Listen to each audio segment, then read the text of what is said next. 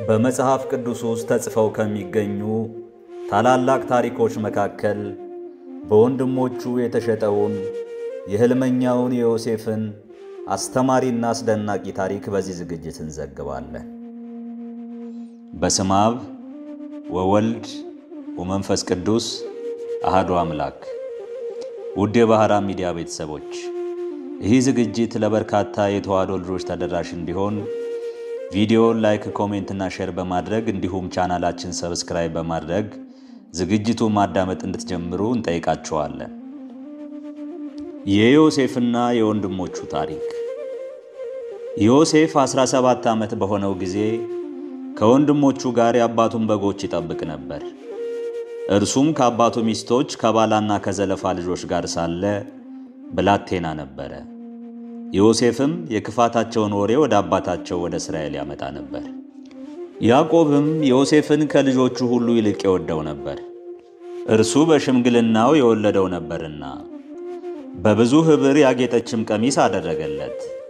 ወንድሞቹም አባታቸው ከልጆቹ ሁሉ ይልቅ እንደሚወደው ባዩ ጊዜ ጠሉት፣ በሰላም ይናገሩትም ዘንድ አልቻሉም። ዮሴፍም ሕልምን አለመ፣ ለወንድሞቹም ነገራቸው። እርሱም አላቸው፣ እኔ ያለምሁትን ሕልም ስሙ። እነሆ እኛ በእርሻ መካከል ነዶ ስናስር ነበርና፣ እነሆ የእኔ ነዶ ቀጥ ብላ ቆመች። የእናንተም ነዶዎች በዙሪያ ከበው እነሆ ለእኔ ነዶ ሰገዱ። ወንድሞቹም በእኛ ላይ ልትነግሥብን ይሆን ወይስ ገዢ ትሆን ይሆን አሉት። እንደገናም ስለ ሕልሙና ስለ ነገሩ የበለጠ ጠሉት። ደግሞም ሌላ ሕልምን አየ፣ ለአባቱና ለወንድሞቹም ነገራቸው። እንዲህም አለ፣ እነሆ ደግሞ ሌላ ሕልም አለምሁ። ሕልሙም እንዲህ ነው፣ ፀሐይና ጨረቃ 11 ከዋክብትም ይሰግዱልኝ ነበር። አባቱም ገሠጸው፣ እንዲህም አለው፣ ይህ ያለምኸው ሕልምህ ምንድን ነው? በውኑ እኔና እናትህ ወንድሞችህም መጥተን በምድር ላይ እንሰግድልህ ይሆን?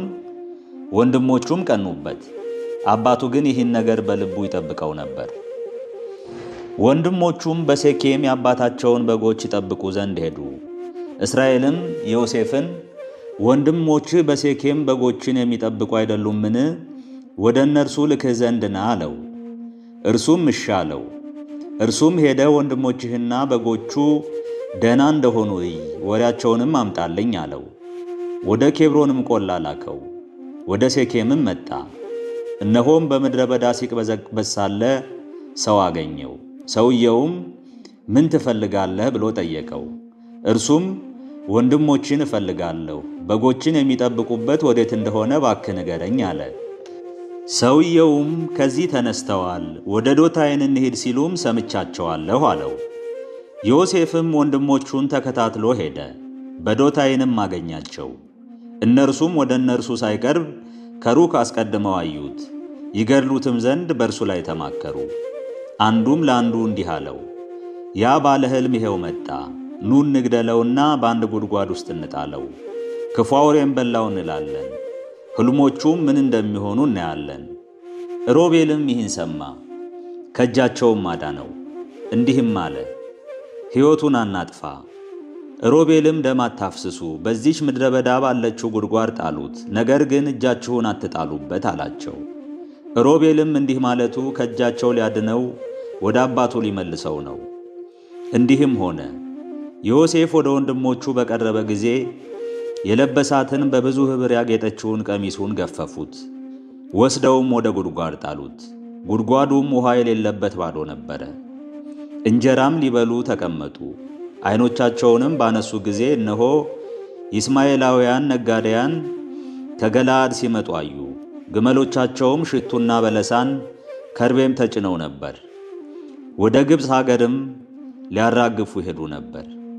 ይሁዳም ወንድሞቹን እንዲህ አላቸው፣ ወንድማችንን ገድለን ደሙን ብንሸሽግ ጥቅማችን ምንድን ነው? ኑ ለእነዚህ ይስማኤላውያን እንሽጠው፣ እጃችንን ግን በእርሱ ላይ አንጣል፣ ወንድማችን ሥጋችን ነውና። ወንድሞቹም የነገራቸውን ሰሙት። እነዛ ይስማኤላውያን ነጋዴዎችም ሲያልፉ ወንድሞቹ ዮሴፍን ከጉድጓድ ጎትተው አወጡት። ለይስማኤላውያንም ዮሴፍን በ20 ብር ሸጡት። እነርሱም ዮሴፍን ወደ ግብፅ ወሰዱት። ሮቤልም ወደ ጉድጓድ ተመለሰ። እነሆም ዮሴፍን ከጉድጓድ ባጣው ጊዜ ልብሱን ቀደደ። ሮቤልም ወደ ወንድሞቹ ተመልሶ ብላቴናው በጉድጓድ የለም፣ እንግዲህ እኔ ወዴት እሄዳለሁ አለ። የዮሴፍንም ቀሚስ ወሰዱ፣ የፍየልም ጠቦት አርደው ቀሚሱን በደም ነከሩት። ብዙ ኅብር ያለበትን ቀሚሱንም ላኩ፣ ወደ አባታቸውም አገቡት። እንዲህም አሉት፣ ይህን ልብስ አገኘን፣ ይህ የልጅ ልብስ እንደሆነ ወይም እንዳልሆነ እስኪየው። እርሱም አውቆ የልጄ ቀሚስ ነው፣ ክፉ አውሬ በልቶታል፣ ዮሴፍም ቦጫጭቆታል አለ። ያዕቆብም ልብሱን ቀደደ፣ በወገቡም ማቅ ታጥቆ ለልጁ ብዙ ቀን አለቀሰ። ወንዶች ልጆቹና ሴቶች ልጆቹ ሁሉ ተሰብስበው መጡ። ሐዘኑንም ያስተውት ዘንድ አባታቸውም ማለዱት። ሐዘኑንም መተውን እምቢ አለ። እንዲህም አላቸው፣ ወደ ልጄ ወደ መቃብር እያዘንኩ ወርዳለሁ። አባቱም ስለ እርሱ አለቀሰ። እነዛ ኢስማኤላውያን ሰዎች ግን ዮሴፍም በግብፅ ለፈርዖን ጃንደረባ ለዘበኞቹ አለቃ ለጲጥፋራ ሸጡት። ይሁዳና ትዕማር። በዚያም ወራት እንዲህ ሆነ፣ ይሁዳ ከወንድሞቹ ተለይቶ ወረደ። ስሙ ኤራስ በሚባል በአዶሎማዊውም ሰው ዘንድ አደረ።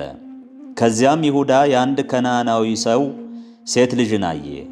ስሟም ሴዋ ይባላል። ወሰዳትም፣ ወደ እርሷም ገባ፣ ጸነሰችም፣ ወንድ ልጅንም ወለደች። ስሙንም ኤር ብላ ጠራችው። ደግሞም ጸነሰች፣ ወንድ ልጅንም ወለደች። ስሙንም አውናን ብላ ጠራችው። እንደገና ደግሞ ወንድ ልጅን ወለደች። ስሙንም ሴሎም ብላ ጠራችው። እነርሱንም በወለደች ጊዜ ኬሴቢ በሚባል ሀገር ነበረች። ይሁዳም ለበኩር ልጁ ለኤር ትዕማር የምትባል ሚስት አጋባው። የይሁዳም የበኩር ልጅ ኤር በእግዚአብሔር ፊት ክፉ ነበረ፣ እግዚአብሔርም ቀሰፈው። ይሁዳም አውናንን ወደ ወንድምህ ሚስት ግባ፣ አግባትም፣ ለወንድምህም ዘርን አቁምለት አለው። አውናንም ዘሩ ለእርሱ እንዳይሆን አወቀ። ወደ ወንድሙ ሚስትም በገባ ጊዜ ለወንድሙ ዘር እንዳይተካ ዘሩን በምድር ያፈሰው ነበር። ይህም ሥራው በእግዚአብሔር ዘንድ ክፉ ሆነበት፣ እንዲህ አድርጓልና እርሱንም ደግሞ ቀሰፈው። ይሁዳም ምራቱን ትዕማርን ልጄ ሴሎም እስኪያድግ ድረስ በአባትሽ ቤት መበለት ሆነሽ ተቀመጪ አላት። እርሱ ደግሞ እንደ ወንድሞቹ እንዳይሞትብኝ ብሏልና። ትዕማርም ሂዳ በአባቷ ቤት ተቀመጠች። ዘመኗም በተፈጸመ ጊዜ የይሁዳ ሚስት ሴዋ ሞተች። ይሁዳም ተጽናና። የበጎቹን ጠጉር ወደሚሸልቱት ሰዎችም ወደ ቴምናን ወጣ። እርሱም አዶሎማዊው በግ ጠባቂው ኤራስም። ለምራቱ ትዕማርም እነሆ አማትሽ ይሁዳ የበጎችን ጠጉር ይሸልት ዘንድ ወደ ተምና ይወጣል ብለው ነገሯት። እርሷም የመበለትነቷን ልብስ አወለቀች፣ መጓነጸፊያዋንም ለበሰች፣ ተሸፈነችም።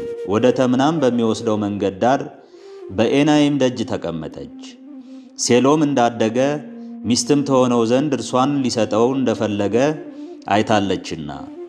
ይሁዳም ባያት ጊዜ ዘማ መሰለችው፣ ፊቷን ተሸፍና ነበርና አላወቃትም። ወደ እርሷም አዘነበለ። እባክሽ ወደ አንቺ ልግባ አላት። እርሷም ምራት እንደሆነች አላወቀም ነበርና። እርሷም ወደ እኔ ብትገባ ምን ትሰጠኛለህ አለችው። የፍየል ጠቦት ከመንጋዬ ልክልሻለሁ አላት። እርሷም እስክትልክልኝ ድረስ መያዣ ስጠኝ አለችው። እርሱም ምን መያዣ ልስጥሽ አላት። እርሷም ቀለበትህን፣ ኩፌትህን፣ በእጅህ ያለውን በትር አለች። እርሱም ሰጣትና ከእርሷ ደረሰ። እርሷም ጸነሰችለት። እርሷም ተነስታ ሄደች። መጎናጸፊያዋንም አውልቃ የመበለትነቷን ልብስ ለበሰች። ይሁዳም መያዣውን ከሴቲቱ እጅ ይቀበል ዘንድ በበግ ጠባቂው በአዶሎማዊው እጅ የፍየሉን ጠቦት ላከላት። እርሷንም አላገኛትም። እርሱም የሀገሩን ሰዎች በኤናይም በመንገድ ዳር ተቀምጣ የነበረች ዘማ ወዴት ናት ብሎ ጠየቃቸው። እነርሱም በዚህ ዘማ አልነበረችም አሉት። ወደ ይሁዳም ተመልሶ እንዲህ አለው፣ አላገኘኋትም፣ የሀገሩ ሰዎች ደግሞ ከዚህ ዘማ የለችም አሉኝ። ይሁዳም እኛ መዘበቻ እንዳንሆን ትውሰደው፣ እነሆ የፍየሉን ጠቦት ላክሁላት፣ አንተም አላገኘሃትም አለ። እንዲህም ሆነ ከ3 ወር በኋላ ለይሁዳ ምራትህ ትዕማር ሴሰነች፣ እነሆ በዝሙት ጸነሰች ብለው ነገሩት። ይሁዳም አውጧትና በሳት ትቃጠል አለ። እርሷም ሲወስዷት ወደ አማቷ እንዲህ ብላ ላከች፣ ተመልከት፣ ይህ ቀለበት፣ ይህ ኩፌት፣ ይህ በትር የማን ነው? ይህ ጽንስ የማን ነው? ይሁዳም አይቶ ከኔ ይልቅ ትዕማር እውነተኛ ሆነች፣ ልጄን ሴሎምን አልሰጠኋትምና አለ። ትገደል ማለትንም ተወ፣ ደግሞም አላወቃትም። መውለጃዋም በደረሰ ጊዜ እነሆ መንታ ልጆች በሆዷ ነበሩ። ስትወልድም አንዱ እጁን አወጣ። አዋላጁትም ቀይ ፈትል ወስዳ በእጁ አሰረች። ይህ መጀመሪያ ይወጣል አለች። እንዲህም ሆነ። እጁን በመለሰ ጊዜ እነሆ ወንድሙ ወጣ። እርሷም ለምን ጥሰህ ወጣህ ስትል ስሙን ፋሬስ ብላ ጠራችው። ከእርሱም በኋላ ቀይ ፈትል በእጁ ያለበት ወንድሙ ወጣ። ስሙም ዛራ ተባለ። ዮሴፍ በጲጥፋራ ቤት። ዮሴፍ ግን ወደ ግብፅ ወረደ። የፈርዖን ጃንደረባ የመጋቢዎቹም አለቃ የሚሆን የግብፅ ሰው ጲጥፋራ ወደ ግብፅ ካወረዱት ከእስማኤላውያን እጅ ገዛው።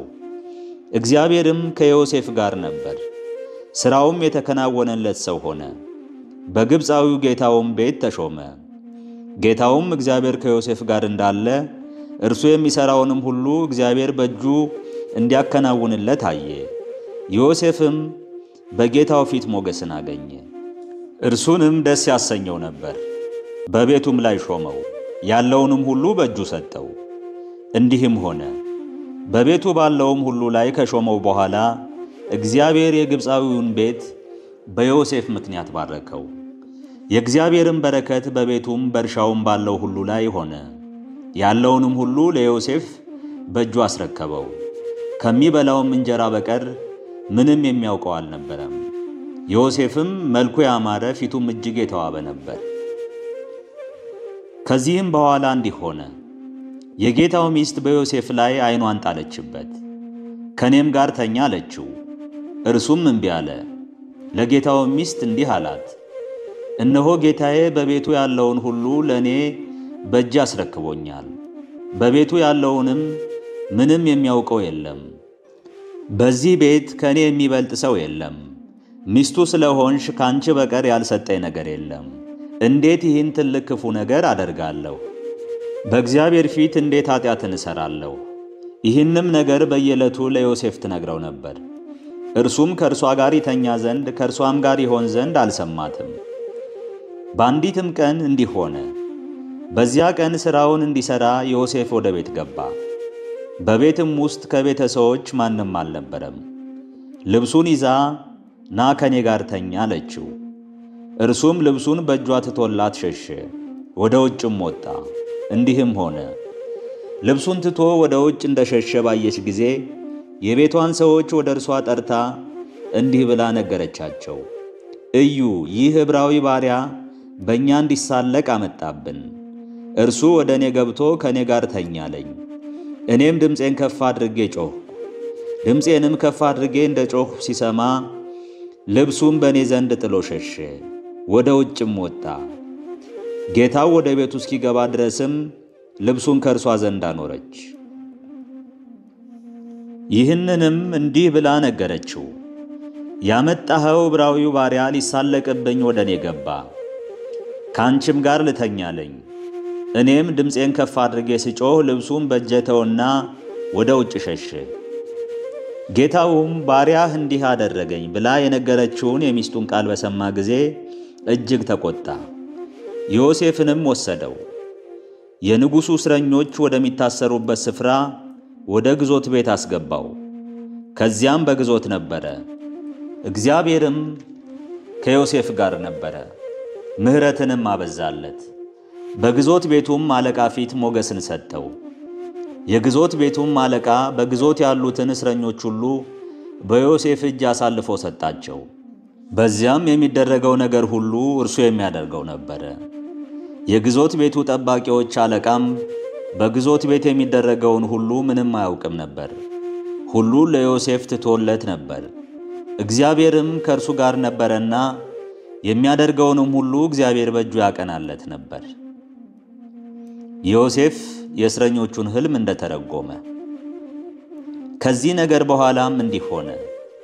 የግብፅ ንጉሥ የጠጅ አሳላፊዎች አለቃና የእንጀራ በዛዎች አለቃ ጌታቸውን የግብፅ ንጉሥን በደሉ። ፈርዖንም በሁለቱ ሹሞች በጠጅ አሳላፊዎቹ አለቃና በእንጀራ በዛዎቹ አለቃ ላይ ተቆጣ። በእስር ቤት ውስጥም ዮሴፍ ታስሮ በነበረበት የግዞት ስፍራ ጋዛቸው። የእስር ቤቱ ዘበኞች አለቃም ለዮሴፍ አሳልፎ ሰጣቸው። እርሱም ያገለግላቸው ነበር። በግዞት ቤትም 1 ዓመት ተቀመጡ። ሁለቱም በአንዲት ሌሊት ሕልምን አለሙ። በግዞት ቤት የነበሩት የግብፅ ንጉሥ ጠጅ አሳላፊዎች አለቃና የእንጀራ በዛዎች አለቃ ሁለቱም እየራሳቸው ሕልምን አለሙ። ዮሴፍም ማልዶ ወደ እነርሱ ገባ። እነሆም አዝነው አያቸው። በጌታው ቤት ከእርሱ ጋር በግዞት የነበሩትንም የፈርዖን ሹሞች እንዲህ ብሎ ጠየቃቸው፣ እናንተ ዛሬ ስለምን አዝናችኋል? እነርሱም ሕልምን አልመን የሚተረጉምልን አጣን አሉት። ዮሴፍም አላቸው፣ ሕልምን የሚተረጉም እግዚአብሔር የሰጠው አይደለምን? እስቲ ንገሩኝ፣ ሕልማችሁ ምንድን ነው? የጠጅ አሳላፊዎች አለቃም ለዮሴፍ ሕልሙን እንዲህ ብሎ ነገረው። በሕልሜ የወይን ሐረግ በፊቴ ሆናየሁ። በሐረጉም 3 ቅርንጫፎች ወጡ። እርሷም ቅጠልና አበባ ወጣች፣ ዘለላም አንጠለጠለች። የዘለላዋም ፍሬ በሰለ። የፈርዖንም ጽዋ በእጄ ነበር። ፍሬውንም ወስጄ በፈርዖን ጽዋ ጨመርሁት። ጽዋውንም ለፈርዖን በእጁ ሰጠሁት።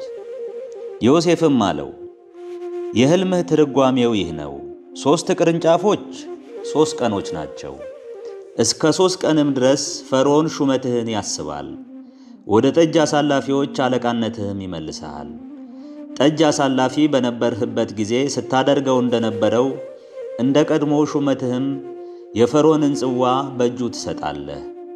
ነገር ግን በጎ ነገር በተደረገልህ ጊዜ እኔን አስበኝ፣ ምሕረትንም አድርግልኝ። ስለ እኔም ለፈርዖን አሳስበህ ከዚህ እስር ቤት አውጣኝ። ሌቦች በስውር ከዕብራውያን ሀገር ሰርቀውኛልና በዚህም ደግሞ ምንም ያደረግሁት ሳይኖር በግዞት ቤት አኖረውኛልና። የእንጀራ በዛዎቹም አለቃም ሕልሙም በመልካም እንደተረጎመለት ባየ ጊዜ ዮሴፍን እንዲህ አለው፣ እኔም ደግሞ ሕልም አይቼ ነበር። እነሆም 3 መሶብ ነጭ እንጀራ በራሴ ላይ ነበረ። በላይኛውም መሶብ ፈርዖን የሚበላው ጋጋሪው በየአይነቱ የሰራው መብል ነበረበት። ወፎቹም በራሴ ላይ ከመሶቡ ይበሉ ነበር። ዮሴፍም መልሶ እንዲህ አለው፣ የሕልምህ ትርጓሜው ይህ ነው። 3ቱ መሶብ 3 ቀን ነው። እስከ 3 ቀን ድረስ ፈርዖን ራስህን ይቆርጥሃል፣ በእንጨትም ላይ ይሰቅልሃል። የሰማይ ወፎችም ሥጋህን ይበሉታል። እንዲህም ሆነ፣ በ3ኛው ቀን ፈርዖን የተወለደበት ዕለት ነበር። ለሰራዊቱም ሁሉ ግብር አደረገ። የጠጅ አሳላፊዎቹን አለቃና የእንጀራ በዛዎቹን አለቃ ባሽከሮቹ መካከል አሰበ። የጠጅ አሳላፊዎቹንም አለቃ ወደ ሹመቱ መለሰው፣ ጽዋውንም በፈርዖን እጅ ሰጠ። የእንጀራ በዛዎቹንም አለቃ በእንጨት ላይ ሰቀለው። ዮሴፍ እንደተረጎመላቸው። የጠጅ አሳላፊዎች አለቃ ግን ዮሴፍን አላሰበውም፣ ረሳው እንጂ። ዮሴፍ የፈርዖንን ሕልም እንደተረጎመ። ከ2 ዓመት በኋላም ፈርዖን ሕልምን አየ። እነሆም በወንዙ ዳር ቆሞ ነበር። እነሆም መልካቸው ያማረ ሥጋቸውም የወፈረ 7 ላሞች ከወንዙ ወጡ።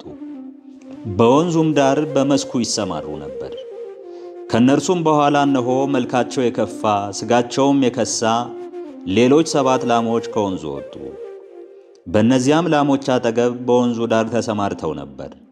መልካቸው የከፋ ሥጋቸውም የከሳ እነዚያ 7 ላሞች መልካቸው ያማረውን ሥጋቸውም የወፈረውን 7ቱን ላሞች ዋጧቸው። ፈርዖንም ነቃ፣ ደግሞም ተኛ። 2ኛ ሕልምንም አየ። እነሆም በአንድ አገዳ ላይ የነበሩ ያማሩና ምርጥ የሆኑ 7 እሸቶች ወጡ። እነሆም ከነርሱ በኋላ የሰለቱና በንፋስ የተመቱ 7 እሸቶች ወጡ። እነዚያም የሰለቱና ንፋስ የመታቸው እሸቶች 7ቱን ያማሩና የጎመሩ እሸቶች ዋጧቸው። ፈርዖንም ነቃ፣ እነሆም ሕልም ነበር። በነጋም ጊዜ መንፈሱ ታወከችበት። የግብፅ ሕልም ተርጓሚዎችንና ጠቢባንን ሁሉ ልኮ አስጠራቸው። ፈርዖንም ሕልሙን ነገራቸው። ነገር ግን ከነርሱ ለፈርዖን ሕልሙን የሚተረጉምለት አልተገኘም። የዚያን ጊዜ የጠጅ አሳላፊዎቹ አለቃ እንዲህ ብሎ ለፈርዖን ተናገረ። እኔ ኃጢአቴን ዛሬ አስባለሁ። ፈርዖን በአገልጋዮቹ ላይ ተቆጣ። እኔንም የእንጀራ በዛዎቹንም አለቃ በግዞት ቤት አኖረን። እኛም በአንዲት ሌሊት ሕልምን አለምን። እኔና እርሱ እያንዳንዳችን እንደ ሕልማችን ትርጓሜ አለምን። በዚያም የእንጀራ በዛዎች አለቃ አገልጋይ የሆነ አንድ ዕብራዊ ጎልማሳ ከእኛ ጋር ነበር።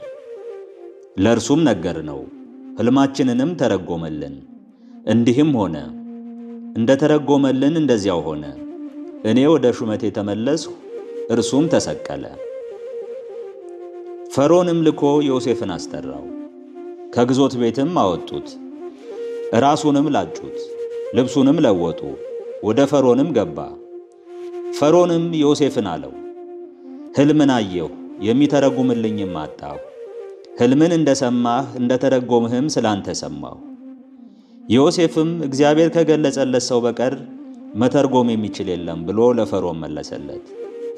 ፈርዖንም ለዮሴፍ እንዲህ አለው፣ እነሆ በሕልሜ በወንዝ ዳር ቆሜ ነበር። እነሆም ሥጋቸው የወፈረ መልካቸውም ያማረ 7 ላሞች ወጡ። በወንዙ ዳር በመስኩም ይሰማሩ ነበር። ከነርሱም በኋላ እነሆ የደከሙ መልካቸውም እጅግ የከፋ ሥጋቸውም የከሳ ሌሎች 7 ላሞች ከወንዙ ወጡ። በግብፅም ምድር ሁሉ እንደነርሱ መልከ ክፉ ከቶ አላየሁም። እነዚያ የከሱትና መልከ ክፉዎቹ ላሞች እነዛን የመጀመሪያዎቹን ያማሩና የወፈሩ 7 ላሞች ዋጧቸው፣ በሆዳቸውም ተዋጡ። በሆዳቸውም ውስጥ የገባ እንደሌለ ሆኑ። መልካቸውም በመጀመሪያ እንደነበረው የከፋ ነበር። ነቃሁም፣ ዳግመኛም ተኛሁ። በሕልሜም እነሆ የጎመሩና መልካም የሆኑ 7 እሸቶች ከአንድ አገዳ ሲወጡ አየሁ። ከነርሱም በኋላ እነሆ የሰለቱና በንፋስ የተመቱ ሌሎች 7 እሸቶች ወጡ። እነዚያ የሰለቱትና በንፋስ የተመቱት እሸቶች እነዚያን ያማሩትንና የጎመሩትን 7ቱን እሸቶች ዋጧቸው። ለሕልም ተርጓሚዎቹም ሕልሜን ነገርሁ፣ የተረጎመልኝም የለም። ዮሴፍም ፈርዖንን አለው፣ የፈርዖን ሕልሙ አንድ ነው። እግዚአብሔር ሊያደርገው ያለውን ለፈርዖን አሳይቶታል። እነዚያ 7ቱ መልካሞች ላሞች 7 ዓመታት ናቸው። እነዚያም 7ቱ መልካሞች እሸቶች 7 ዓመታት ናቸው። የፈርዖን ሕልሙ አንድ ነው። ከነርሱም በኋላ የወጡት እነዚያ የከሱና መልከ ክፉዎቹ 7 ላሞች 7 ዓመታት ናቸው። እነዚያም የሰለቱትና ነፋስ የመታቸው 7ቱ እሸቶች እነርሱ ራብ የሚሆንባቸው 7 ዓመታት ናቸው። ለፈርዖን የነገርሁት ነገር ይህ ነው። እግዚአብሔር ሊያደርገው ያለውን ለፈርዖን አሳየው። እነሆ በግብፅ ምድር ሁሉ እጅግ ጥጋብ የሚሆንባቸው 7 ዓመታት ይመጣሉ። ደግሞም ከዚህ በኋላ 7 የራብ ዓመታት ይመጣሉ። በግብፅ አገር ሁሉ የነበረውንም ጥጋብ ሁሉ ይረሱታል። ራብም ምድርን ሁሉ ያጠፋል። በኋላም ከሚሆነው ከዚያ ራብ የተነሳ በምድር የሆነው ጥጋብ አይታወቅም፣ እጅግ ጽኑ ይሆናልና። ሕልሙም ለፈርዖን ደጋግሞ መታየቱ ነገሩ ከእግዚአብሔር ዘንድ የተቆረጠ ስለሆነ ነው። እግዚአብሔርም ፈጥኖ ያደርገዋል። አሁንም ብልህና አዋቂ ሰውን ላንተ ፈልግ፣ በግብፅ ምድር ላይም ሹመው። ፈርዖን በግብፅ ምድር ላይ ሹሞቹን ይሹም። በ7ቱም የጥጋብ ዓመታት ከሚገኘው ፍሬ በግብፅ ምድር ሁሉ ከ5 እጅ አንደኛውን ይውሰድ።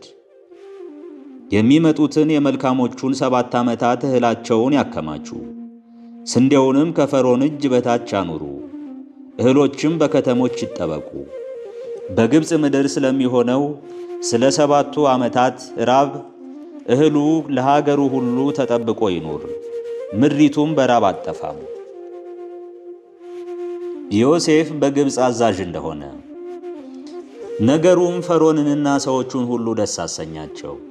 ፈርዖንም ሎሌዎቹን እንዲህ አላቸው፣ በውኑ የእግዚአብሔር መንፈስ ያለበትን እንደዚህ ያለ ሰውን እናገኛለን? ፈርዖንም ዮሴፍን አለው፣ እግዚአብሔር ይህን ሁሉ ገልጦልሃልና ካንተ ይልቅ ብልህና አዋቂ ሰው የለም። አንተ በቤቴ ላይ ተሾም፣ ሕዝቤም ሁሉ ለቃልህ ይታዘዝ። እኔም ከዙፋኔ በቀር ካንተ የምበልጥበት የለም። ፈርዖንም ዮሴፍን በግብፅ ምድር ሁሉ ላይ ሾምሁህ አለው።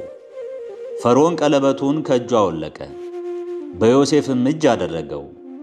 የነጭ ሐር ልብስንም አለበሰው፣ በአንገቱም የወርቅ ዝርግፍን አደረገለት። የእርሱም በምትሆን በሁለተኛይቱ ሰረገላ አስቀመጠው። ስገዱ እያለም በፊቱ አዋጅ ነጋሪ እንዲሄድ አደረገ። በግብፅ ምድር ሁሉ ላይም ሾመው። ፈርዖንም ዮሴፍን አለው፣ እኔ ራሴ ፈርዖን ነኝ። በግብፅ ሀገር ሁሉ ያላንተ ማንም እጁን አያንሳ። ፈርዖንም የዮሴፍን ስም እስፍንቶፎኔህ ብሎ ጠራው። የሄልዮቱ ከተማ ካህን የጴጢፋራ ልጅ የምትሆን አስኔትንም ሚስቱ ትሆነው ዘንድ ሰጠው። ዮሴፍም በግብፅ ንጉሥ በፈርዖን ፊት በቆመ ጊዜ ዕድሜው 30 ዓመት ነበረ። ዮሴፍም ከፈርዖን ፊት ወጣ፣ የግብፅ ምድርንም ሁሉ ዞረ። በሰባቱም የጥጋብ ዓመታት ግብፅ ያስገኘችው እህል ሁሉ ክምር ሆነ። በግብፅ ምድር ሁሉ ያለውን የሰባቱን የጥጋብ ዓመታት እህል ሁሉ ሰበሰበ። እህልንም በከተሞቹ አደለበ። በየከተማይቱም ዙሪያ ያለውን የእርሻውን እህል ሁሉ በዚያው ከተተ። ዮሴፍም እንደ ባሕር አሸዋ እጅግ ብዙ የሆነ ስንዴን አከማቸ፣ መስፈር እስኪሳናቸው ድረስ ሊሰፈር አልተቻለምና።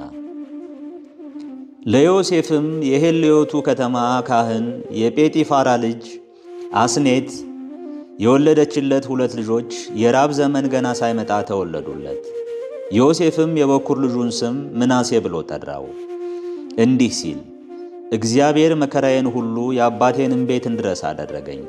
የሁለተኛውንም ስም ኤፍሬም ብሎ ጠራው፣ እንዲህ ሲል እግዚአብሔር በመከራዬ ሀገር አብስቶኛልና። በግብፅ ምድር የነበረውም 7ቱ የጥጋብ ዓመት አለፈ። ዮሴፍም እንደተናገረ 7ቱ የራብ ዓመት መምጣት ጀመረ። በየሀገሩም ሁሉ ራብ ሆነ። በግብፅ ምድር ሁሉ ግን እህል ነበረ። የግብፅ ምድርም ሁሉ ተራበ። ሕዝቡም ስለ እህል ወደ ፈርዖን ጮኸ። ፈርዖንም የግብፅ ሰዎችን ሁሉ ወደ ዮሴፍ ሂዱ፣ እርሱ ያላችሁንም ሁሉ አድርጉ አላቸው። በምድርም ሁሉ ላይ ራብ ሆነ። ዮሴፍም እህል ያለበትን ጎተራ ሁሉ ከፍቶ ለግብፅ ሰዎች ሁሉ ይሸጥ ነበር። ሀገሮቹም ሁሉ ከዮሴፍ እህል ይገዙ ዘንድ ወደ ግብፅ ወጡ፣ በምድር ሁሉ ራብ እጅግ ጸንቶ ነበርና። የዮሴፍ ወንድሞች ወደ ግብፅ እንደሄዱ። ያዕቆብም በግብፅ የሚሸመት እህል እንዳለ ሰማ። ልጆቹንም ለምን ትተክዛላችሁ አላቸው። እንዲህም አለ፣ እነሆ እህል በግብፅ እንዳለ ሰምቻለሁ፣ ወደዚያ ውረዱ፣ እንድንድንና በረሃብ እንዳንሞትም ከዚያ ሸምቱልን። ዮሴፍም 10 ወንድሞቹ እህልን ከግብፅ ይሸምቱ ዘንድ ወረዱ። የዮሴፍን ወንድም ብንያምን ግን ያዕቆብ ከወንድሞቹ ጋር አልሰደደውም፣ ምናልባት ክፉ እንዳያገኘው ብሏልና። የእስራኤልም ልጆች ለእህል ሸመታ ከመጡት ጋር ገቡ፣ በከነዓን ሀገር ራብ ነበርና። ዮሴፍም በግብፅ ምድር ላይ ገዥ ነበረ፣ እርሱም ለምድር ሕዝብ ሁሉ እህል ይሸጥ ነበር። የዮሴፍም ወንድሞቹ በመጡ ጊዜ በምድር ላይ በግንባራቸው ሰገዱለት።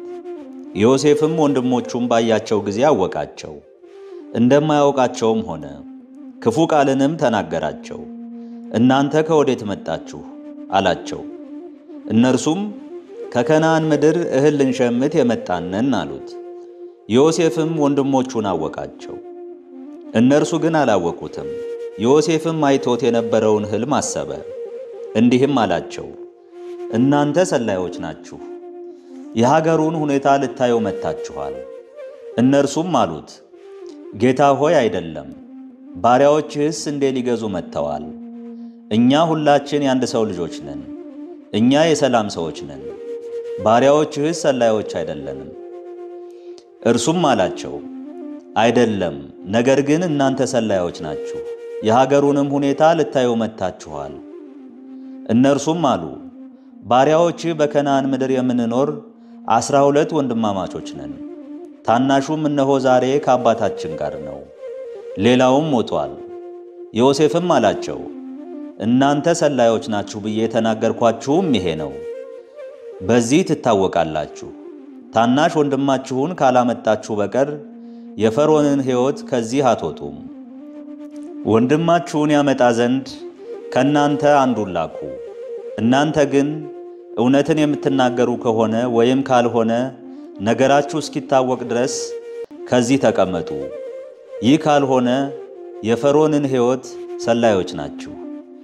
3 ቀን ያህልም በግዞት ቤት ጨመራቸው።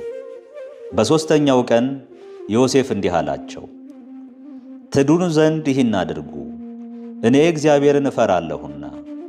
እናንተ ሰላማውያን ከሆናችሁ ከእናንተ አንዱ ወንድማችሁ በግዞት ቤት ይታሰር፣ እናንተ ግን ሂዱ፣ የሸመታችሁትን እህልም ውሰዱ፣ ታናሹንም ወንድማችሁን ወደ እኔ አምጡ፣ ነገራችሁ የታመነ ይሆናልና።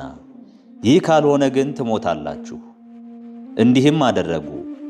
እነርሱም እርስ በርሳቸው እንዲህ ተባባሉ፣ በእውነት ወንድማችንን በድለናል፣ እኛም በማመን ነፍሱ ስትጨነቅ አይተን አልሰማነውምና፣ ስለዚህ ይህ መከራ መጣብን። ሮቤልም መልሶ እንዲህ አላቸው፣ ብላቴናውን አትበድሉ ብያችሁ አልነበረምን? እኔንም አልሰማችሁኝም።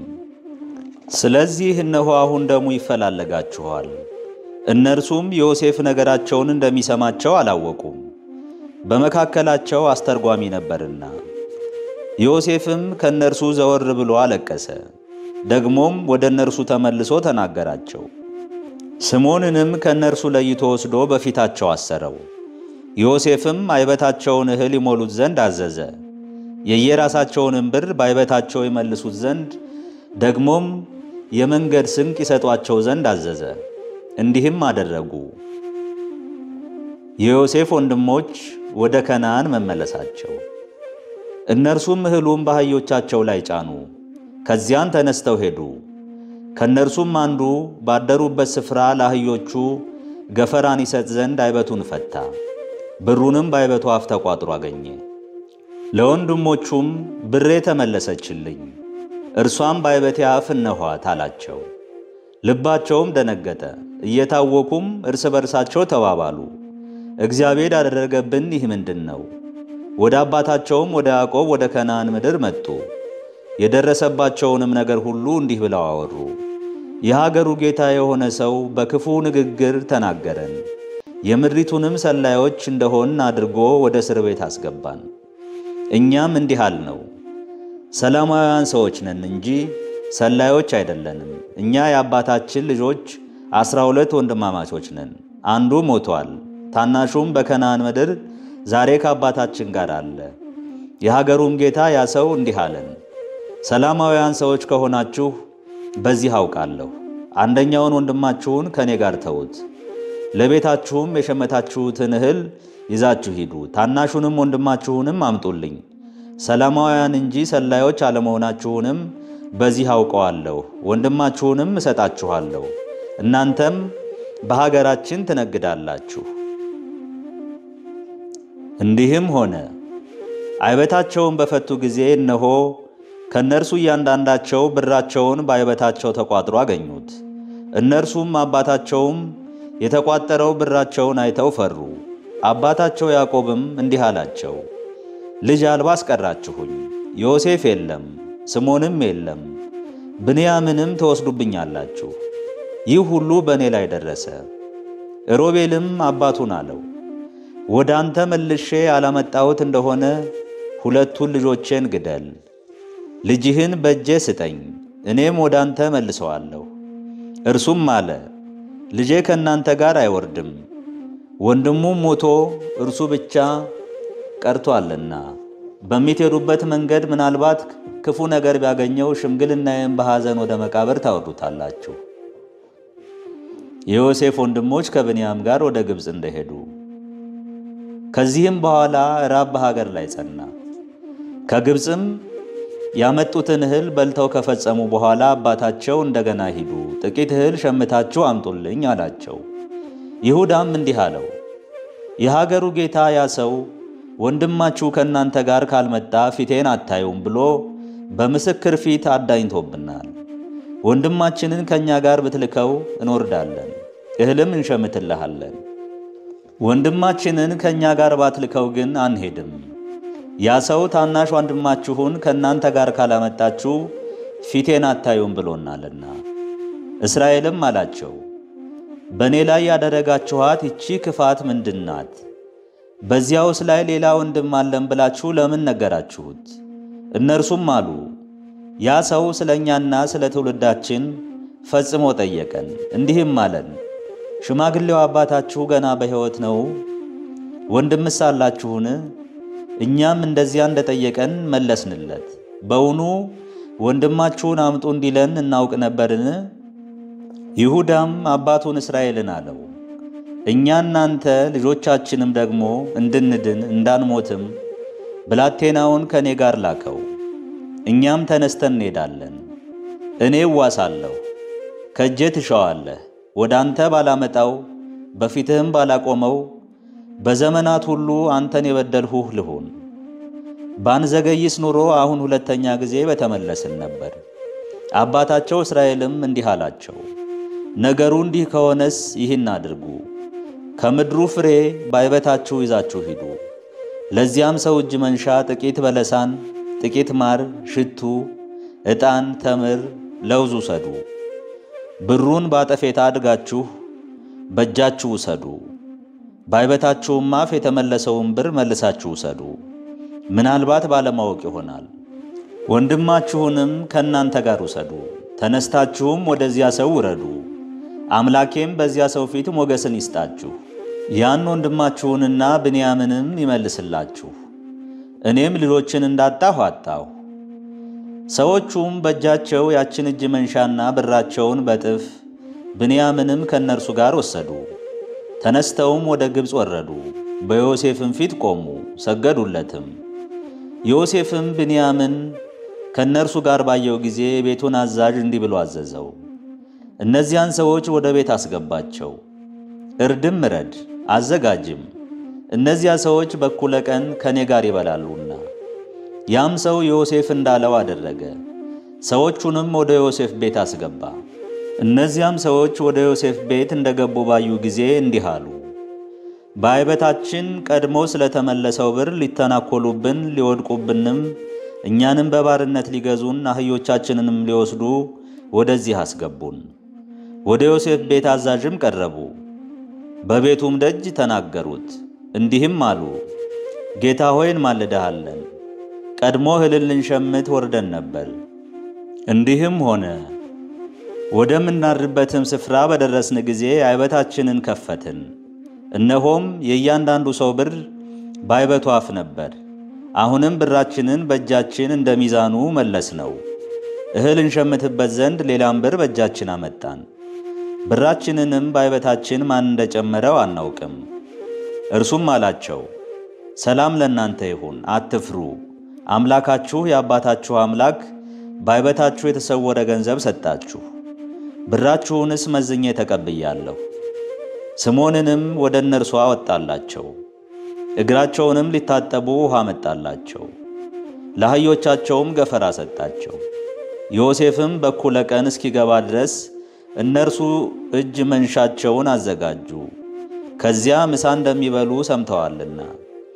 ዮሴፍም ወደ ቤቱ በገባ ጊዜ በእጃቸው ያለውን እጅ መንሻ በቤት ውስጥ አቀረቡለት። ወደ ምድርም በግንባራቸው ወድቀው ሰገዱለት። እርሱም ደህንነታቸውን ጠየቃቸው፣ እንዲህም አለ፣ የነገራችሁኝ ሽማግሌ አባታችሁ ደህና ነውን? ገና በሕይወት አለን?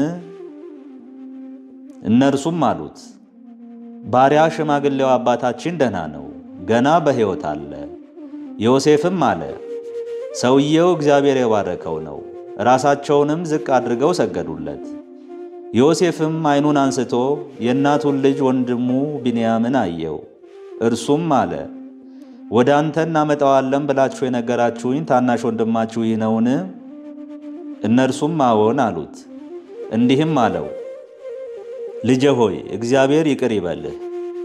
ዮሴፍም ታወከ፣ አንጀቱ ወንድሙን ናፍቆታልና ሊያለቅስም ወደደ።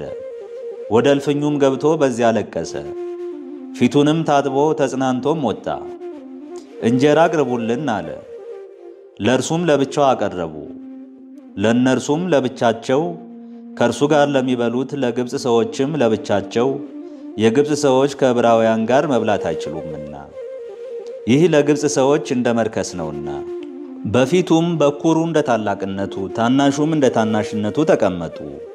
እነርሱም እርስ በርሳቸው በመደነቅ ተያዩ። በፊቱም ካለው መብል ፋንታቸውን አቀረበላቸው። የብንያምም ፋንታ ከሁሉ 5 እጅ የሚበልጥ ነበረ። እነርሱም በሉ ጠጡም፣ ከእርሱም ጋር ደስ አላቸው። የጠፋው ጽዋ። ዮሴፍም የቤቱን አዛዥ እንዲህ ብሎ አዘዘው፣ የእነዚህ ሰዎች አይበቶቻቸው መያዝ የሚችሉትን ያህል እህል ሙላላቸው። የሁሉንም ብር በየአይበታቸው አፍ ጨምረው፣ በታናሹም አይበት አፍ የብሩን ጽዋዬንና የእህሉን ዋጋ ጨምረው። እርሱም ዮሴፍ እንዳለው አደረገ። ነግህ በሆነ ጊዜም ሰዎቹ አህዮቻቸውን ይዘው የሄዱ ዘንድ አሰናበታቸው። ከከተማይቱም ወጥተው ገና ሳይርቁ ዮሴፍ ለቤቱ አዛዥ እንዲህ አለ፣ ተነስተ ሰዎቹን ተከትለህ ያዛቸው፣ እንዲህም በላቸው፣ በመልካሙ ፋንታ ስለምን ክፉን መለሳችሁ? ጌታዬ የሚጠጣበትን ምስጢርንም የሚያውቅበትን የብር ጽዋ ለምን ሰረቃችሁ? ባደረጋችሁት ነገር በደላችሁ። እርሱም ሄዶ አገኛቸው። ለምን እንዲህ አደረጋችሁ? ስላደረግሁላችሁ መልካም ነገር ለምን ክፉ ትከፍሉኛላችሁ? የጌታዬንስ የብር ጽዋ ለምን ሰረቃችሁኝ? አላቸው። እነርሱም አሉት፣ ጌታችን እንደዚህ ለምን ክፉ ትናገራለህ? ይህን ነገር ያደርጉት ዘንድ ለባሪያዎችህ አግባባቸው አይደለም። በአይበታችን አፍ ያገኘነውን ብር እንኳን ይዘን ከከነዓን ሀገር ወደ አንተ ተመልሰናል። ከጌታህስ ቤት ወርቅ ወይስ ብር እንዴት እንሰርቃለን? አሁንም ከባሪያዎችህ ጽዋው የተገኘበት እርሱ ይሙት፣ እኛም ደግሞ ለጌታችን አገልጋዮች እንሁን። እርሱም አለ፣ አሁንም እንዲህ እንደ ነገራችሁ ይሁን። ጽዋው የተገኘበት እርሱ ለእኔ አገልጋይ ይሁነኝ፣ እናንተም ንጹሐን ትሆናላችሁ። እየራሳቸውን ፈጥነው አይበታቸውን ወደ ምድር አወረዱ። እየራሳቸውም አይበታቸውን ፈቱ። እርሱም ከታላቁ ጀምሮ እስከ ታናሹ ድረስ በረበራቸው። ጽዋውንም በብንያም አይበት ውስጥ አገኘው። ልብሳቸውንም ቀደዱ፣ አይበታቸውንም በየአህዮቻቸው ጭነው ወደ ከተማይቱ ተመለሱ። ይሁዳም ከወንድሞቹ ጋር ወደ ዮሴፍ ገባ። እርሱም ገና ከዚያው ነበረ። በፊቱም በምድር ላይ ወደቁ። ዮሴፍም ይህ ያደረጋችሁት ነገር ምንድን ነው? እንደኔ ያለ ሰው ምስጢርን እንዲያውቅ አታውቁምን? አላቸው። ይሁዳም አለ፣ ለጌታችን ምን እንመልሳለን? ምንስ እንናገራለን? ወይስ በምን እንነጻለን? እግዚአብሔር የአገልጋዮችህን ኃጢአት ገለጠ። እነሆ እኛም ጽዋው ከእርሱ ዘንድ የተገኘበትም ደግሞ ለጌታችን አገልጋዮች ነን። ዮሴፍም አላቸው፣ ይህን አደርግ ዘንድ አይገባኝም። ጽዋው የተገኘበት ሰው እርሱ አገልጋይ ይሁነኝ እንጂ፣ እናንተ ግን ወደ አባታችሁ በደህና ሂዱ። ይሁዳ ስለ ብንያም ዮሴፍን መለመኑ። ይሁዳም ወደ እርሱ ቀረበ፣ እንዲህም አለ፣ ጌታዬ ሆይ እኔ አገልጋዬ በፊትህ አንዲት ቃልን እንድናገር እለምናለሁ። እኔን አገልጋይህን አትቆጣኝ፣ አንተ ከፈርዖን ቀጥለህ ነህና። ጌታዬ አገልጋዮችህን አባት አላችሁን ወይንስ ወንድም ብለህ ጠየቅሃቸው። እኛም ለጌታዬ እንዲህ አልን፣ ሽማግሌ አባት አለን፣ በሽምግልናው የወለደውም ታናሽ ብላቴና አለ። ወንድሙ ግን ሞተ፣ ለእናቱም እርሱ ብቻውን ቀረ፣ አባቱም ይወደዋል። አንተም ለአገልጋዮችህ ወደ እኔ አምጡት፣ እኔም እጠብቀዋለሁ አልህ። ጌታዬንም ብላቴናው አባቱን መተው አይሆንለትም፣ የተወው እንደሆነ አባቱ ይሞታልና አልንህ። አንተ ጌታችንም አገልጋዮችህን ታናሽ ወንድማችሁን ከእናንተ ጋር ካላመጣችሁት ዳግመኛ ፊቴን አታዩትም አልኸን። ወደ ባሪያህ ወደ አባታችን በተመለስን ጊዜም የጌታችንን ቃል ነገርነው። አባታችንም ዳግመኛ ሄዳችሁ ጥቂት እህል ሸምቱልን አለን። እኛም አልነው፣ ታናሹ ወንድማችን ከእኛ ጋር ካልሄደ መሄድ አንችልም። ታናሹ ወንድማችን ከእኛ ጋር ከሌለ የዛን ሰው ፊት ማየት አይቻለንምና። አገልጋይህ አባታችንም እንዲህ አለን፣ ሚስቴ 2 ወንዶች ልጆችን እንደወለደችልኝ እናንተ ታውቃላችሁ። አንዱም ከኔ ወጣ፣ አውሬ በላው አላችሁኝ። እስከ ዛሬም ገና አላየሁትም። ይህንም ከኔ ለይታችሁ ደግሞ ብትወስዱት በመንገድም ክፉ ቢያገኘው እርጅናዬም በሐዘን ወደ መቃብር ታወርዱታላችሁ። አሁንም እኛ ወደ አባታችን ወደ አገልጋይህ ብንሄድ ብላቴናውም ከእኛ ጋር ከሌለ ነፍሱ በብላቴናው ነፍስ ታስራለችና ብላቴናው ከእኛ ጋር እንደሌለ ባየ ጊዜ ይሞታል። አገልጋዮቹህም የአገልጋይህን የአባታችንን እርጅና በሐዘን ወደ መቃብር እናወርዳለን። እኔ አገልጋይህ በአባቴ ዘንድ ስለ ብላቴናው እንዲህ ብዬ ተውሻለሁና እርሱንስ ወደ አንተ መልሼ በፊት ባላቆመው በአባቴ ዘንድ በዘመናት ሁሉ ኃጢአተኛ ሆናለሁ። አሁንም እኔ በብላቴናው ፋንታ የጌታዬ አገልጋይ ሆኜ ልቀመጥ፣ ብላቴናው ግን ከወንድሞቹ ጋር ይሂድ። አለዚያም ብላቴናው ከእኛ ጋር ከሌለ እኔ ወደ አባታችን እንዴት ሄዳለሁ? አባታችንን የሚያገኘውን መከራ እንዳላይ።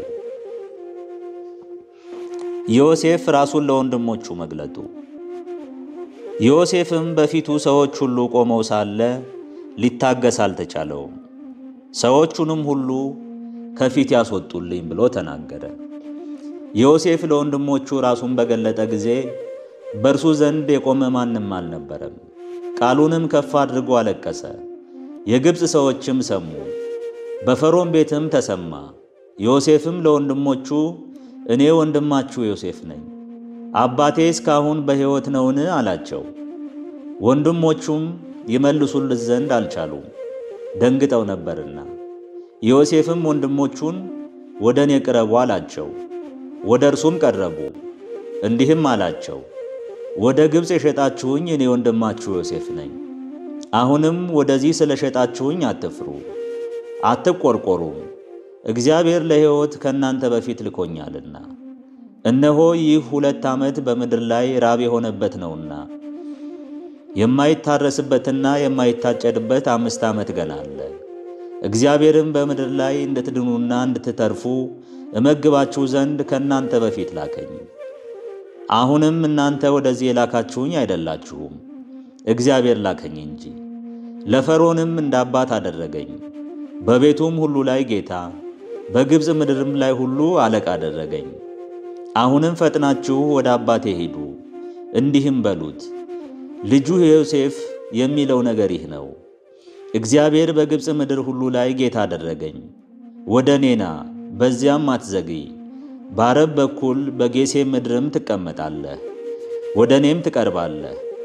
አንተና ልጆችህ የልጆችህም ልጆች፣ በጎችህና ላሞችህ ያንተ የሆነው ሁሉ፣ በዚያም አንተና የቤትህ ሰዎች ያንተ የሆነው ሁሉ እንዳትቸገሩ መግብሃለሁ። የራቡ ዘመን ገና 5 ዓመት ቀርቶታልና። እነሆም ለእናንተ እኔ ራሴ በአፌ እንደተናገርኋችሁ እናንተ በዓይኖቻችሁ አይታችኋል። ወንድሜ ብንያም በዓይኖቹ አይቶአል። ለአባቴ በግብፅ ምድር ያለኝን ክብሬን ሁሉ በዓይኖቻችሁ ያያችሁትንም ሁሉ ንገሩት። አባቴንም ወደዚህ ፈጥናችሁ አምጡት። የወንድሙን የብንያምንም አንገት አቅፎ አለቀሰ። ብንያምም በአንገቱ ላይ አለቀሰ። ወንድሞቹን ሁሉ ሳማቸው፣ በእነርሱም ላይ አለቀሰ። ከዚያም በኋላ ወንድሞቹ ከእርሱ ጋር ተጫወቱ።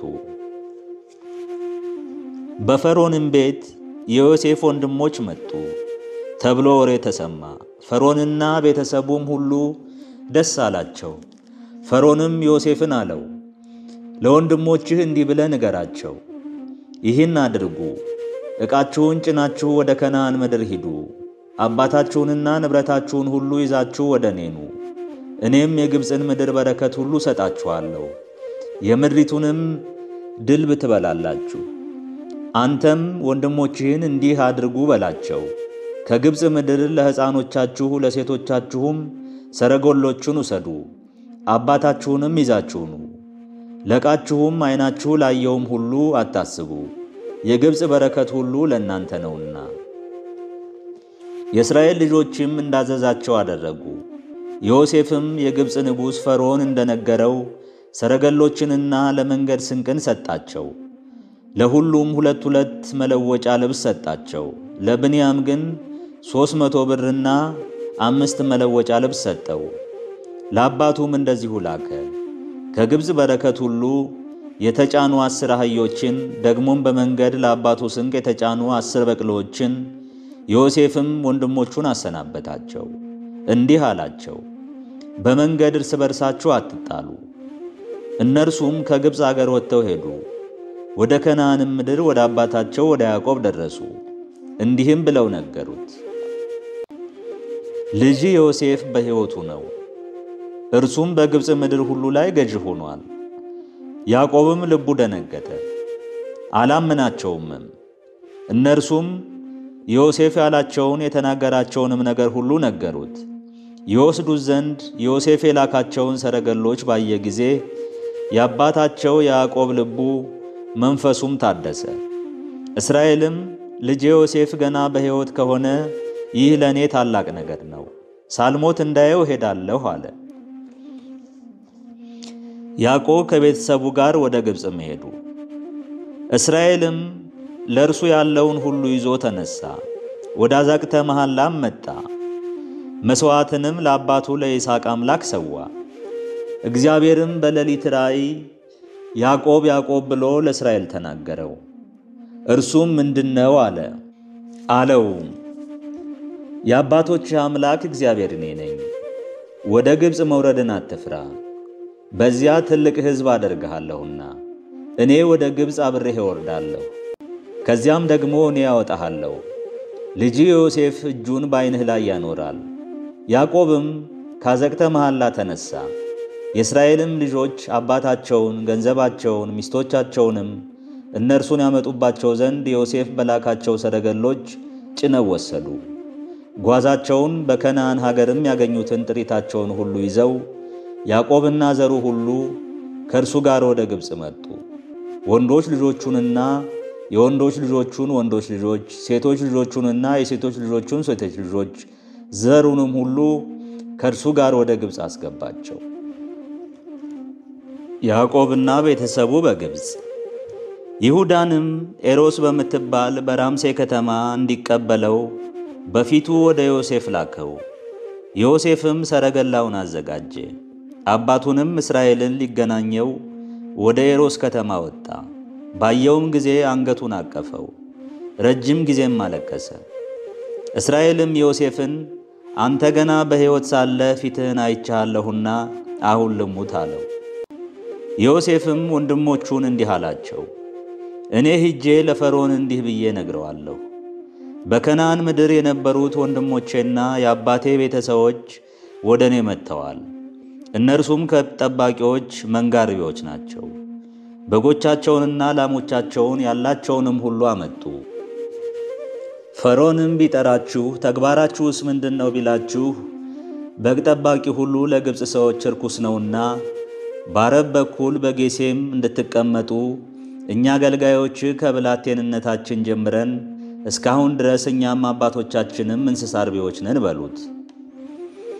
ዮሴፍ የዘመዶቹን መምጣት ለፈርዖን መናገሩ።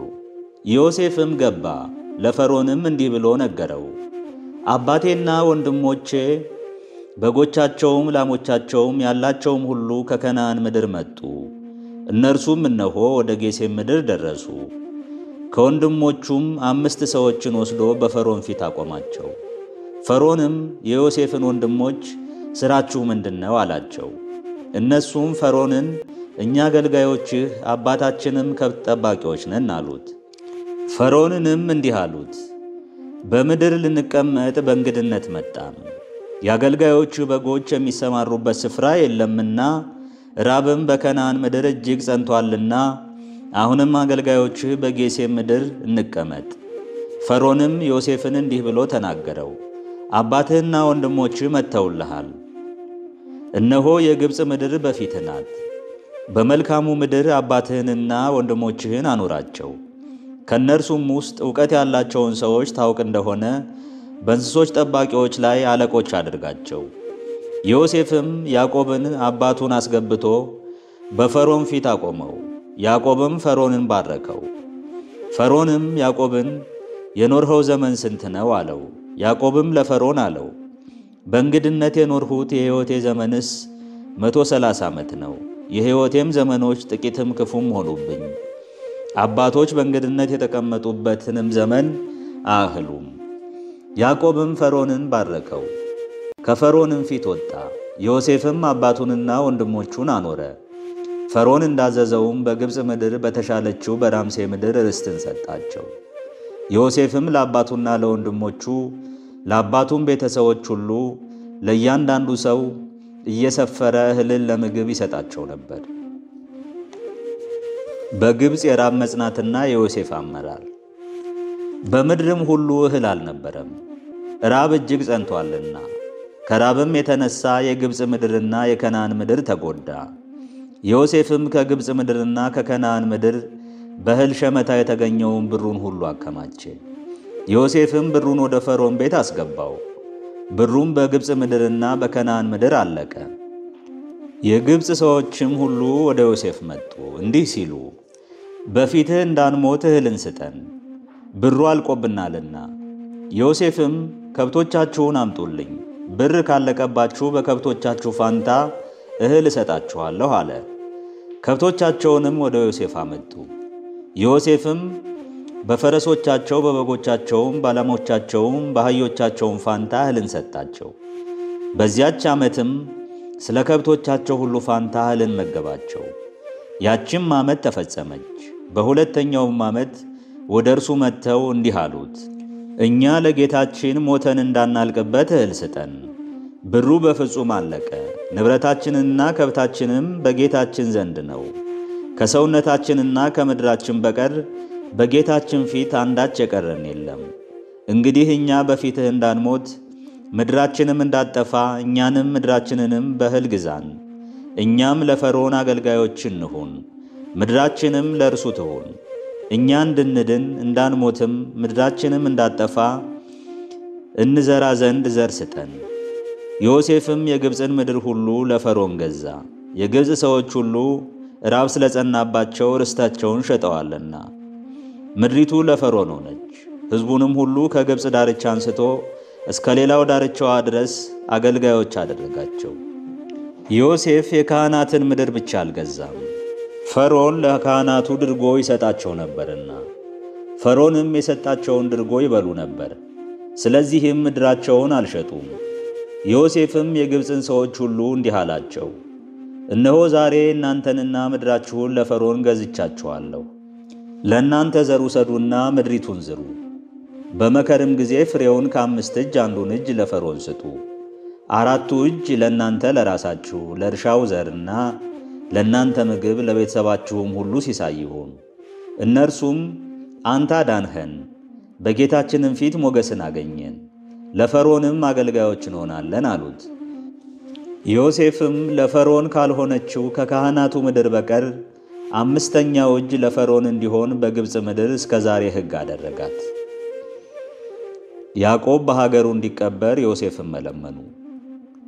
እስራኤልም በግብፅ ምድር በጌሴም ሀገር ተቀመጠ። እርሷም ርስታቸው ሆነች። በዙ እጅግም ተባዙ። ያዕቆብም በግብፅ ምድር 17 ዓመት ተቀመጠ። ያዕቆብም መላው ሕይወቱ ዘመን 147 ዓመት ሆነ። የእስራኤልም የሞቱ ቀን ቀረበ። ልጁን ዮሴፍንም ጠርቶ እንዲህ አለው፣ በፊትህ ሞገስን አግኝቼ እንደሆንሁ እጅህን በጉልበቴ ላይ አድርግ። በግብፅ ምድርም እንዳትቀብረኝ ምሕረትንና እውነትን አድርግልኝ። ከአባቶቼም ጋር ባንቀላፋው ጊዜ ከግብፅ ምድር አውጥተህ ትወስደኛለህ፣ በአባቶችም መቃብር ትቀብረኛለህ። እርሱም እንደ ቃልህ አደርጋለሁ አለ። እርሱም ማልልኝ አለው። ዮሴፍም ማለለት። እስራኤልም በአልጋው ራስ ላይ ሰገደ። ያዕቆብ ኤፍሬምንና ምናሴን መባረኩ። ከዚህም ነገር በኋላ እንዲህ ሆነ፣ እነሆ አባታችን ደከመ ብለው ለዮሴፍ ነገሩት። እርሱም 2 ልጆቹንና ምናሴንና ኤፍሬምን ይዞ ሄደ። ለያዕቆብም እነሆ ልጅህ ዮሴፍ መጥቶልሃል ብለው ነገሩት። እስራኤልም ተጠነካከረ፣ በአልጋውም ላይ ተቀመጠ። ያዕቆብ ዮሴፍን አለው፣ አምላኬ በከነዓን ምድር በሎዛ ተገለጠልኝ፣ ባረከኝም፣ እንዲህም አለኝ፣ እነሆ አበዛሃለሁም፣ ለብዙም ሕዝብ ጉባኤ አደርግሃለሁ። ይህችንም ምድር ላንተ ካንተም በኋላ ለዘላለም ርስት ለዘርህ ሰጣታለሁ። አሁንም እኔ ወደ አንተ ከመምጣቴ በፊት በግብፅ ምድር የተወለዱልህ ሁለቱ ልጆችህ ለእኔ ይሁኑ። ኤፍሬምና ምናሴ ለእኔ እንደ ሮቤልና እንደ ስምዖን ናቸው። ከእነርሱም በኋላ የምትወልዳቸው ልጆች ላንተ ይሁኑ፣ በርስታቸው በወንድሞቻቸው ስም ይጠሩ። እኔም ከሶርያ መስጴጦምያ በመጣው ጊዜ ወደ ኤፍራታ ለመግባት ጥቂት ቀርቶኝ በፈረስ መጋለቢያው መንገድ ሳለሁ ራሔል በከነዓን ምድር ሞተችብኝ። በዚያም በኤፍራታ ወደ ፈረስ መጋለቢያው በሚወስደው መንገድ ላይ ቀበርኋት። እርሷም ቤተልሔም ናት። እስራኤልም የዮሴፍን ልጆች ለይቶ እነዚህ ምኖችህ ናቸው አለው። ዮሴፍም ለአባቱ እግዚአብሔር በዚህ የሰጠኝ ልጆች ናቸው አለው። ያዕቆብም እባርካቸው ዘንድ ወደ እኔ አቅርብልኝ አለው። የእስራኤልም ዓይኖች ከሽምግልና የተነሳ ከብደው ነበር፣ ማየትም አይችልም ነበር። ወደ እርሱም አቀረባቸው፣ ሳማቸውም፣ አቀፋቸውም። እስራኤልም ዮሴፍን ከፊትህ አልተለየሁም፣ እነሆም እግዚአብሔር ዘርህን ደግሞ አሳየኝ አለው። ዮሴፍም ከጉልበቱ ፈቀቅ አደረጋቸው፣ ወደ ምድርም በግንባሩ ሰገደ። ዮሴፍም ሁለቱን ልጆቹን ወሰደ፣ ኤፍሬምንም በቀኙ በእስራኤል ግራ፣ ምናሴንም በግራው በእስራኤል ቀኝ አቆማቸው፣ ወደ አባቱም አቀረባቸው። እስራኤልም ቀኝ እጁን ዘርግቶ በኤፍሬም ራስ ላይ አኖረው፣ እርሱም ታናሽ ነበረ። ግራውንም በምናሴ ራስ ላይ አኖረ፣ እጆቹንም አስተላለፈ። ያዕቆብም ባረካቸው፣ እንዲህም አለ፣ አባቶች አብርሃምና ይስሐቅ በፊቱ ደስ ያሰኙት እርሱ እግዚአብሔር ከታናሽነቴ ጀምሮ እስከ ዛሬ ድረስ እኔን የመገበኝ እግዚአብሔር ከክፉ ነገር ሁሉ ያዳነኝ መልአክ እርሱ እነዚህን ብላቴኖች ይባርክ። ስሜም የአባቶች አብርሃምና የይስሐቅም ስም በእነርሱ ይጠራ፣ በምድር ላይ ይብዙ፣ የብዙ ብዙም ይሁኑ። ዮሴፍም አባቱ ቀኝ እጁን በኤፍሬም ራስ ላይ ጭኖ ባየ ጊዜ ከባድ ነገር ሆነበት። ዮሴፍም የአባቱን እጅ በምናሴ ራስ ላይ ይጭነው ዘንድ ከኤፍሬም ራስ ላይ አነሳው። ዮሴፍም አባቱን አባቴ ሆይ እንዲህ አይደለም፣ በኩሩ ይህ ነውና ቀኝህም በራሱ ላይ አድርግ አለው። አባቱም እምቢ አለ፣ እንዲህ ሲል አውቃለሁ ልጄ ሆይ አውቃለሁ፣ ይህም ደግሞ ሕዝብ ይሆናል ታላቅም ይሆናል። ነገር ግን ታናሽ ወንድሙ ከእርሱ ይበልጣል፣ ዘሩም ብዙ ሕዝብ ይሆናል። በዚያም ቀን እንዲህ ብሎ ባረካቸው፣ በእናንተ እስራኤል እንዲህ ተብሎ ይባረካል፣ እግዚአብሔር እንደ ኤፍሬምና እንደ ምናሴ ይባርክህ። ኤፍሬምንም ከምናሴ ፊት አደረገው። እስራኤልም ዮሴፍን እነሆ እኔ ሞታለሁ፣ እግዚአብሔርም ከእናንተ ጋር ይሆናል፣ ወደ አባቶቻችሁ ምድር ይመልሳችኋል። እኔም ከአሞራውያን እጅ በሰይፌና በቀስቴ የወሰድሁትን ምርኮ ላንተ ከወንድሞችህ የተሻለውን እሰጥሃለሁ አለው። ያዕቆብ ልጆቹን እንደመረቃቸው። ያዕቆብም ልጆቹን ጠርቶ እንዲህ አላቸው፣ በኋለኛው ዘመን የሚያገኛችሁን እንድነግራችሁ ተሰብሰቡ። እናንተ ያዕቆብ ልጆች ኑ ተሰብሰቡ፣ ስሙም፣ አባታችሁ እስራኤልንም አድምጡ። ሮቤል እርሱ የበኩር ልጄና ኃይሌ የልጆችም መጀመሪያ ነው። ክፉ ሆነ፣ አንገቱንም አደነደነ፣ ጭንቅ ነገርንም አደረገ። እንደ ውኃ የሚዋልል ነው፣ ኃይል የለውም፣ ወደ አባቱ መኝታ ወጥቶአልና ያን ጊዜ የወጣበትን አልጋ አርክሶታልና። ስምዖንና ሌዊ ወንድማማቾች ናቸው። በጭቅጭቃቸውና በጦራቸው ዓመፅን ፈጸሟት። በምክራቸው ሰውነቴ አትገናኛቸው፣ አሳቤም በዓመፃቸው አትተባበርም። በቁጣቸው ሰውን ገድለዋልና በገዛ ፈቃዳቸውም የሀገርን ሥር ቆርጠዋልና። ቁጣቸው እርጉም ይሁን ጽኑ ነበርና፣ ኩርፋታቸውም ብርቱ ነበርና። በያዕቆብ እከፋፍላቸዋለሁ፣ በእስራኤልም እበታተናቸዋለሁ። ይሁዳ ወንድሞችህ አንተን ያመሰግኑሃል፣ እጅህ በጠላቶችህ ደንደስ ላይ ነው። የአባትህ ልጆች በፊትህ ይሰግዳሉ። ይሁዳ የአንበሳ ደቦል ነው። ልጄ ሆይ ከመሰማሪያ ወጣህ፣ እንደ አንበሳ ተኛህ አንቀላፋህም። እንደ አንበሳም ደቦል የሚቀሰቅስ የለም። መንግሥት ከይሁዳ አይጠፋም፣ ምስፍናም ከአብራኩ። ለእርሱ የሚጠብቀውን እስኪያገኝ ድረስ የአሕዛብ ተስፋቸው እርሱ ነውና። አህያይቱን በወንድ ግንድ ያስራል፣ የአህያይቱንም ግልገል በወይን ሐረግ። ልብሱን በወይን ያጥባል፣ መጎናጸፊያውንም በዘለላው ደም። ዓይኖቹ ከወይን ይልቅ ደስ ያሰኛሉ፣ ጥርሱም ከወተት ይልቅ ነጭ ነው። ዛብሎን ጫማውን አዝቦ ይኖራል፣ እርሱም እንደ መርከቦች ወደብ ይሆናል፣ ዳርቻውም እስከ ሲዶና ይሰፋል። ይሳኮር መልካም ነገርን ወደደ፣ በተወራራሾቹም መካከል ያልፋል። እረፍትም መልካም መሆኗን ምድሪቱም የለማች መሆኗን ባየ ጊዜ ምድርን ያርሳት ዘንድ ትከሻውን ዝቅ አደረገ፣ በሥራም ገበሬ ሆነ። ዳን ከእስራኤል ነገድ እንዳንዱ በወገኑ ይፈርዳል። ዳን በጎዳና ላይ እንደሚያደባ እባብ ይሆናል፣ በመንገዱም የፈረሱን ሰኮና እንደሚናደፍ እንደ ቀንዳም እባብ ነው። ፈረሰኛውም ወደ ኋላው ይወድቃል፣ እግዚአብሔርም ያድነው ዘንድ ይጠብቃል። ጋድን ሽፍቶች ቀሙት፣ እርሱም ፍለጋቸውን ተከታትሎ ቀማቸው። የአሴር እንጀራ ወፍራም ነው፣ እርሱም ለአለቆች ደስ የሚያሰኝ መብልን ይሰጣል። ንፍታሌም በፍሬው ላይ ውበትን የሚሰጥ ሰፊ ዘንባባ ነው። ዮሴፍ የሚያድግ ልጅ ነው፣ ለእኔ በጣም የተወደደ የሚቀናልኝና የሚያድግልኝ ልጅ ነው። ወደ እኔ የሚመለስም ጎልማሳ ነው። በምክራቸው የሰደቡት ጌቶች ሆኑበት፣ ቀስተኞቹም ወጉት። ነገር ግን ቀስቶቻቸው በኃይል ተቀጠቀጡ፣ የእጆቻቸው ክንድ ስርም በያዕቆብ ኃያል እጅ ዛለ። በዚያም በአባትህ አምላክ ዘንድ እስራኤልን አጸናው። የእኔ አምላክ ረዳህ፣ ከላይ በሰማይ በረከት፣ ሁሉ በሚገኝባት በምድር በረከት፣ በጡትና በማኅፀን በረከት ባረከ። የአባትህና የእናትህ በረከቶች ጽኑዓን ከሆኑ ከተራሮች በረከቶች ይልቅ ይበልጣሉ።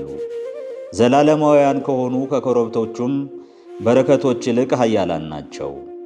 እነርሱም በዮሴፍ ራስ ላይ ይሆናሉ፣ በወንድሞቹ መካከል አለቃ በሆነውም ራስ አናት ላይ ይሆናሉ። ብንያም ነጣቂ ተኩላ ነው፣ በጠዋት ይበላል፣ የማረከውንም ምግቡን በማታ ለሕዝብ ይሰጣል። እነዚህም ሁሉ 12ቱ የያዕቆብ ልጆች ናቸው። አባታቸውም ይህን ነገር ነገራቸው፣ ባረካቸውም፣ እያንዳንዳቸውንም እንደ በረከታቸው ባረካቸው። የያዕቆብ መሞትና መቀበር። እንዲህም ብሎ አዘዛቸው፣ እኔ ወደ ወገኖች እሰበሰባለሁ። በኬጢያዊው በኤፍሮን እርሻ ላይ ባለችው ዋሻ ከአባቶች ጋር ቅበሩኝ። እርሷም በከነዓን ምድር በመምሬ ፊት ያለች አብርሃም ለመቃብር ርስት ከኬጢያዊው ከኤፍሮን ከእርሻው ጋር የገዛት ባለ ድርብ ክፍል ዋሻ ናት። አብርሃምንና ሚስቱ ሳራንም በዚያ ቀበሯቸው፣ ይስሐቅንና ሚስቱ ርብቃንም በዚያ ቀበሯቸው። ከዚያም እኔ ልያን ቀበርኋት። እርሻውና በእርሷ ላይ ያለችው ዋሻ ከኬጢ ልጆች የተገዙ ናቸው።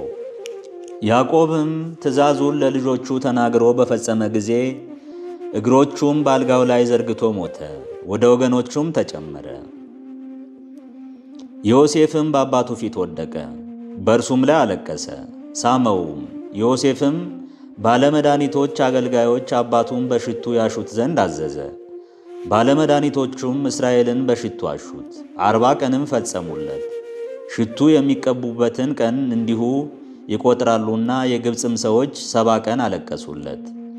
የልቅሶውም ወራት ከተፈጸመ በኋላ ዮሴፍ ለፈርዖን መኳንንት እንዲህ ብሎ ተናገረ። እኔ በፊታችሁ ሞገስን አግኝቼ እንደሆንሁ ለፈርዖን እንዲህ ብላችሁ ስለ እኔ ንገሩት። አባቴ ሳይሞት አምሎኛል፣ እንዲህ ሲል እነሆ እኔ እሞታለሁ፣ በቆፈርሁት መቃብር በከነዓን ምድር በዚያ ቅበረኝ። አሁንም ወጥቼ አባቴን ልቅበርና ልመለስ። ፈርዖንም ዮሴፍን አለው፣ ውጣ፣ አባትህንም እንዳማለህ ቅበረው። ዮሴፍም አባቱን ሊቀብር ወጣ። የፈርዖን ሌሎችም የቤቱ ሽማግሌዎችም ሁሉ የግብፅ ምድር ሽማግሌዎችም ሁሉ ከእርሱ ጋር ወጡ። የዮሴፍም ቤተሰቦች ሁሉ ወንድሞቹም የአባቱም ቤተሰቦች ወጡ። ልጆቻቸውንና በጎቻቸውን ከብቶቻቸውንም ብቻ በጌሴም ተዉ። ሰረገሎቹም ፈረሰኞችም ከእርሱ ጋር ወጡ። ሰራዊቱም ብዙ ነበር።